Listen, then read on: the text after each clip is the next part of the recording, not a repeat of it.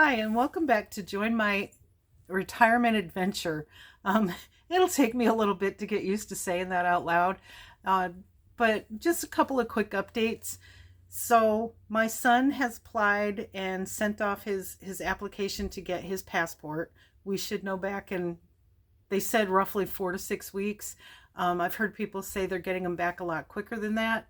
He's dealing with the state of Montana, so it's hard to tell with them.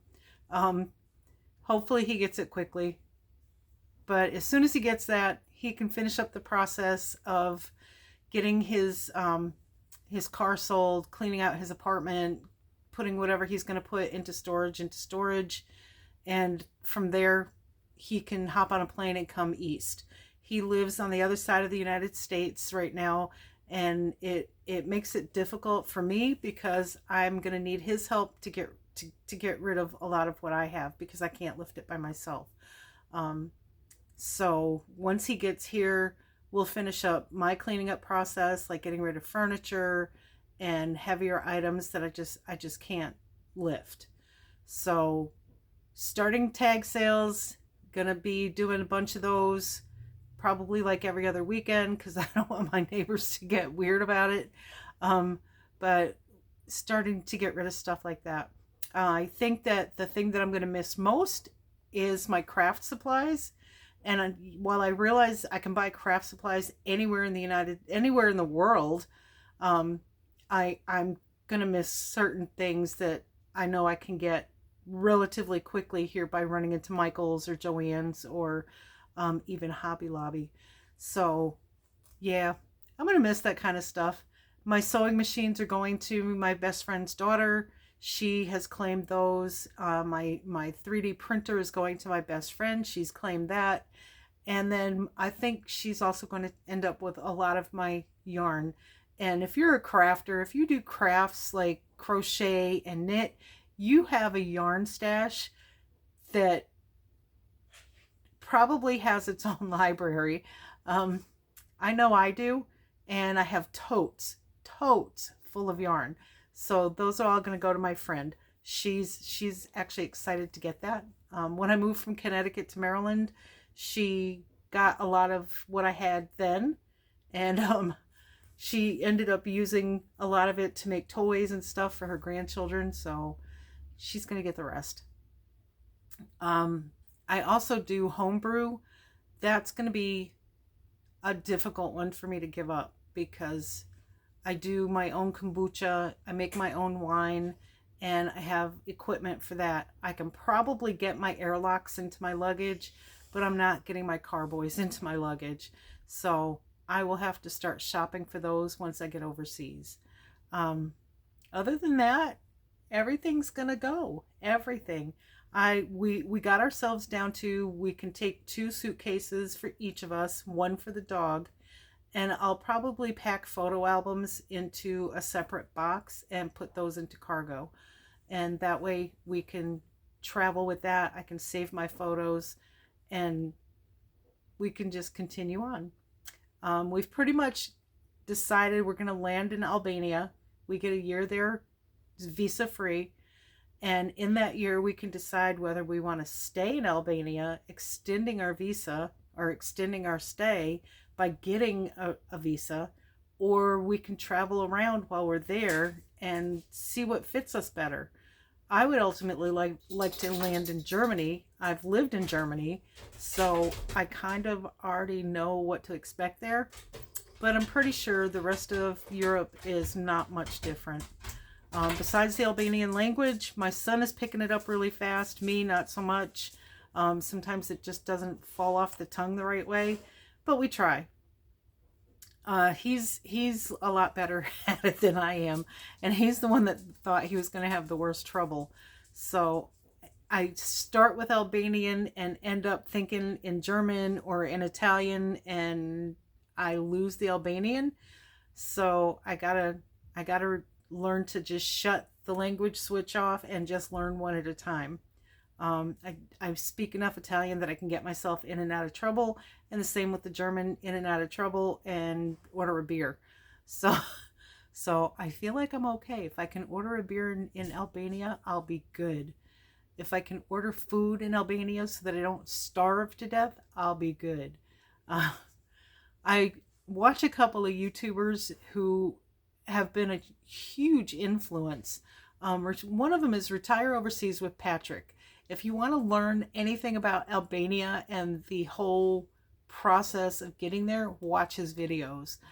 Also, there's Warren and Julie Travels. They are slow travelers, and I watch them a lot because they show different countries, things to do. Sometimes they do a real estate hunt, and that to me is very helpful, especially like when they're in the countries that I'm interested in being in, and they're looking at real estate, and the real estate I'm realizing is like, oh, that's within my budget. It's not $500,000. It's affordable, and I can do that on a retirement fund or on my retirement, because all I'm going to get is Social Security. The industry I'm in, it's been tough trying to get any kind of retirement. I do have one where I'm currently at, but for me to be fully vested in that, I would have to stay and work till I'm like 72. That's not about to happen. I want to retire now. I'm 63. I want to get out. I want to get out before anything gets worse. It's looking like they're doing changes to Medicare. Like, yay, I want to retire and then not have any medical insurance or any prescription insurance. So not looking forward to any of that. And I'm probably playing the devil's advocate, but that's the way the news is making it sound. So time to get out. Bringing my kid with me because he wants to go. He volunteered. I didn't tell him I was bringing him. We had a whole conversation and he simply asked, and I said yes, I'd like to have him come with me, even if he doesn't stay there. If he just comes and I get settled in somewhere and he decides that this is not his gig, he can come back to the US and he can do his own thing here. Other than that, life is good. I have my moments where, yes, I think I'm crazy, and other moments where I'm ready to do this. I was ready to do this years ago. I didn't want to leave Germany when we had to leave. And the reason we had to leave was because we were in the military. My ex-husband was U.S. Air Force, and they only allowed us to stay for 4 years. So, and he could have extended his tour, but he wanted to end up in Montana. Montana's a lovely place. It's different. Sorry, allergy season here in the US. And I'm allergic to everything, including the dog who's sitting behind me. He's I don't know if you can all see him. That's him right there laying on the sofa bed behind me. He's a cuddler, so he gets in my face and he makes me sneeze. Sorry. With that, I think that I'm just going to cut this one short. It's only going to be a little bitty, 8.5, 9-minute video. But I just really got excited because my son, yay, has gotten his passport going. I have to order my birth certificate and have it apostilled. And then I'm understanding we both need FBI background checks. So we'll get that done once he gets here, because that can be done, within a couple of weeks. Got the dog set up to go start seeing a USDA vet. He needs shots that I forgot to get. So he needs shots that he's past due on. He should have gotten them last month. So I thought now is a great time to set up with a new vet. And he'll get his toenails done. He'll get his full physical. He'll get his ears checked and all that good stuff. And he'll get the 3 shots, his booster shots that he needs. And we will talk about his rabies, which is actually not due until next year. So if we're traveling, I believe they're going to need one done this year so that it's not quite a year old. I have to check the paperwork on that one again. And we'll get him all set. And then I need to get his crate. So I don't know if anybody knows anything about dog crates, but airline compliant dog crates are not cheap. They're not cheap. It's not like you can walk into Walmart and get one of those little plastic crates with the little metal grate on the front. It's not like that at all. The crate that I'm looking at is roughly $900, but it's got stability bars on each side and on the back, and it's made out of metal, the whole thing. So I think that he'll be okay in that. He's going to take some trips down to the airport so he can hear the sounds and see the sights and smell the smells, and we'll do that so that he's not as nervous once we arrive at the airport. But he's going to be all right.